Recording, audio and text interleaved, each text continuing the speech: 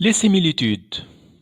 Pour moi, ce schéma qui est devant vous représente au moins 50% du cours, de l'essentiel du cours.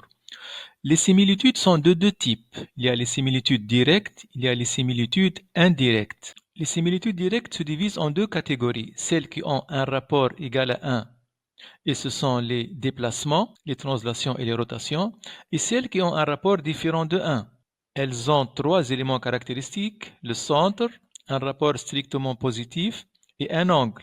Elles ont une forme réduite. Une homoticie rend une rotation équicommute, car elles ont le même centre. Les similitudes indirectes se divisent en deux catégories, celles qui ont un rapport égal à 1, et ce sont les antidéplacements, les symétries orthogonales et les symétries glissantes, et celles qui ont un rapport différent de 1. Elles ont aussi trois éléments caractéristiques, un centre, un rapport et un axe, avec le centre appartient à l'axe. Alors, commençons par définir qu'est-ce qu'une similitude. C'est quoi la définition d'une similitude? Une similitude, c'est une application du plan vers le plan et qui multiplie les distances par un réel cas strictement positif fixe, qu'on appelle rapport de la similitude. Que veut dire le mot application du plan vers le plan? Le mot application veut dire que tout point sans exception, a une image unique. Et c'est une application du plan dans le plan, signifie que tout point du plan admet une image unique par S. Que veut dire elle multiplie les distances par un réel cas strictement positif? Ceci veut dire qu'il existe un réel cas strictement positif, constant, tel que pour tout point M et N d'images respectives M' et N', la distance d'arrivée M', N', c'est égal à ce réel fixe multiplié par la distance de départ. Si vous choisissez d'autres points A d'image A' et B d'image B', A', B' sera K fois le même K AB.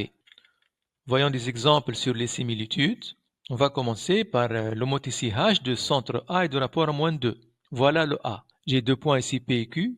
P a pour image E, Q a pour image F. Je veux construire le E. Alors, quelle est la relation vectorielle? Alors, je prends le centre, je relie avec l'image. AE égale, je me dirige vers le rapport, -2, centre une autre fois, puis antécédent, AP. AE égale -2 AP. Vecteur AP, moins AP, -2 AP, c'est à peu près ici. De même, pour construire le point F, AF, le centre avec l'image, égale -2 AQ. AQ, moins AQ, -2 AQ. Voilà. Alors, y a-t-il une relation entre la distance d'arrivée et la distance de départ? Oui, bien sûr. Devant moi, il y a une configuration de Thalès qu'on appelle la configuration papillon. Ceci me permet d'écrire que EF divisé par PQ égale AE sur AP égale à 2. Donc EF égale 2 fois PQ, la distance d'arrivée. J'ai trouvé que c'est 2 fois la distance de départ pour des points quelconques du plan. C'est une similitude. Elle multiplie les distances par 2. Ou bien, quelle relation vectorielle on peut tirer et qui est indépendante du centre de l'homoticie? La relation est la suivante.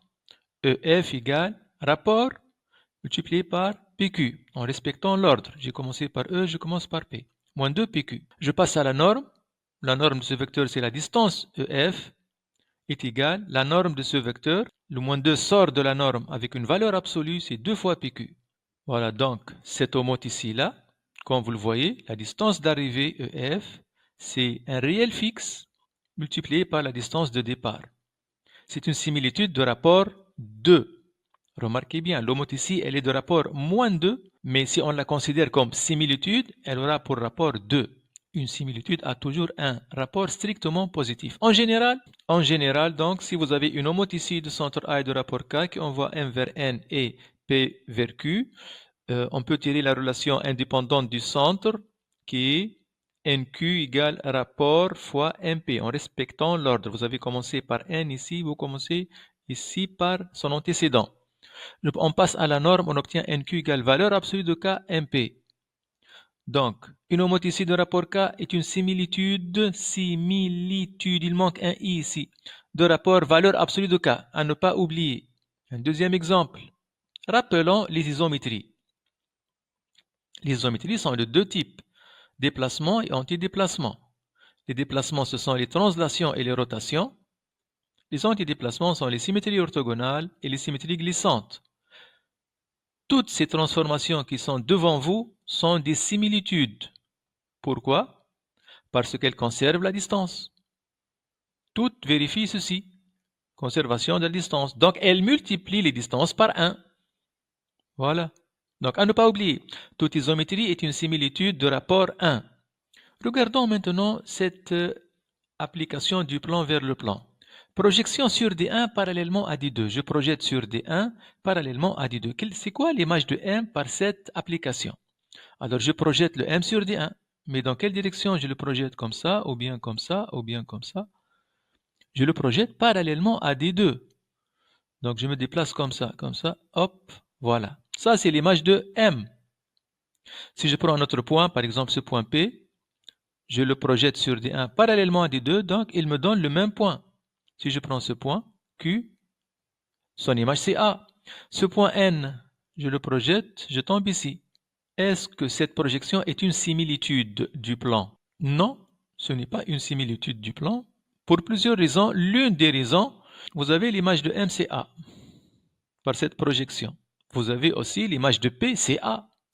Distance d'arrivée, AA, c'est égal. Combien fois distance? MP. Ceci, c'est 0. Ceci, c'est non nul. Donc ici, c'est 0. Donc, une similitude à un rapport strictement positif ne peut pas être 0. Pour cette raison, une projection sur une droite parallèlement à une autre n'est pas une similitude. On va voir plus tard qu'une similitude est une bijection. Donc, il faut que chaque point admette un antécédent unique. Mais comme vous le voyez ici, le point A admet une infinité d'antécédents. L'image de M, c'est A. L'image de P, c'est A. L'image de Q, c'est A. C'est une autre raison pour dire que cette projection n'est pas une similitude. Un théorème. La composée de deux similitudes de rapports respectifs K et K' est une similitude de rapport le produit. Démonstration. Donc, soit FG deux similitudes de rapports respectifs K et K'. F rangé est une application. Alors, si je prends un point M et je cherche son image par cette composée, on commence par son image par G, c'est N. Puis, ce N-là, son image par F, c'est R. Un autre point, P, Q, S. Alors, la distance d'arrivée RS. Puisque ceci est une similitude de rapport combien? F a pour rapport K. Donc, cette distance est K fois NQ. Mais N et Q sont les images par une similitude de M et P. Donc, la distance NQ, c'est le rapport de G, qui est K' fois MP. La distance d'arrivée, RS, c'est égal à un réel fixe multiplié par la distance de départ. Donc, c'est une similitude, cette composée-là, c'est une similitude de rapport, le produit.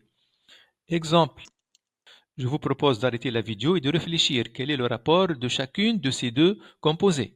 Alors, une note ici, on a dit que c'est une similitude de rapport combien? Valeur absolue du rapport 3. Ceci, c'est un antidéplacement. Donc, isométrie, donc rapport 1. 3 fois 1, ça fait 3. Rotation, donc, c'est un déplacement. Donc, isométrie de rapport 1 multiplié par une homothétie. Donc, similitude de rapport valeur absolue de 1,5, c'est 1,5. Donc, rapport 1 fois 1,5 égale 1,5. Théorème. Soit est-ce une similitude de rapport K. ABCD d'images respectives A', B', C', D'. On a produit scalaire. A', B', scalaire, C', D'. Si c'était une isométrie, on écrira ici AB scalaire CD. Une isométrie conserve le produit scalaire, mais une similitude, elle multiplie le produit scalaire par K au carré.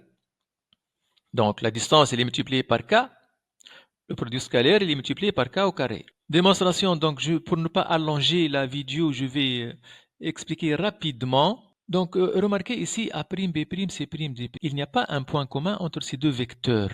Pour cela, j'ai commencé par démontrer l'égalité lorsqu'il y a un point commun. Puis, lorsqu'il n'y a pas un point commun, tous les 4 points sont différents, j'utilise la relation de Chal. B', C', c'est-à-dire sans ce carré-là, c'est K fois BC, n'est-ce pas? Au carré, ça devient K au carré, BC au carré. B', C' au carré, je vais l'écrire vecteur B', C' scalaire lui-même. Et le B', C', je l'écris comme ça. J'utilise la relation de Chal. Allez, continuez tout seul. Théorème. Toute similitude est composée d'une. Ah, c'est un théorème important celui-là. Toute similitude est composée d'une homothétie et d'une isométrie. Ce théorème-là, on ne l'utilise pas dans les exercices. On l'utilise pour établir certaines propriétés des similitudes. Alors, pourquoi toute similitude, on peut la décomposer en une homotycie et une isométrie? Regardons la démonstration. Soit est-ce une similitude de rapport K. Je vais choisir n'importe quelle homotycie de même rapport. Il y a une infinité. Il suffit de changer le centre de H, vous obtenez une nouvelle homotycie. L'important, c'est qu'elle a le même rapport que K qui est strictement positif. Alors, cette similitude S, je peux l'écrire identité en S, n'est-ce pas?